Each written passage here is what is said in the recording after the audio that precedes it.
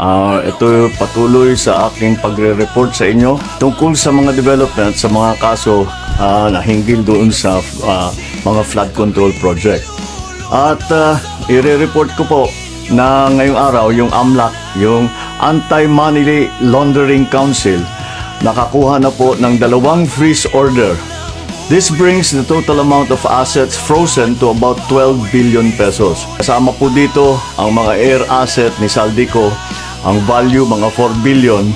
At bukod pa ron, meron po tayong nakuhang 3,566 na bank account, 198 insurance policies, 247 motor vehicles, 178 real properties, 16 na e-wallet account, at saka air asset na frozen na. Umpisa lang po ito.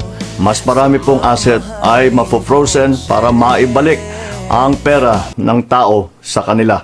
Ito po ang aming pangako that the money of the people will be given back to the people. Meron din pong development, yung ICI at saka ang DPWH magsusumite po ng ebidensya sa ombudsman and magrekomenda sila ng kaso ng plunder, anti-graft, bribery, conflict of interest sa 8 congressman na may-ari ng mga construction company na may proyekto sa DPWH. Lastly, meron po akong ibabanggit sa inyo. Dinapitan po kami ng abogado ni Saldico at nagtatangkang mag-blackmail na kung hindi po namin kakanselihin daw ang passport niya, hindi na raw siya maglalabas ng video.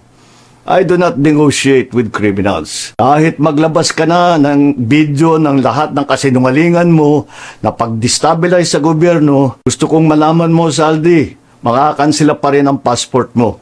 Hindi ka na makakatakas sa hustisya.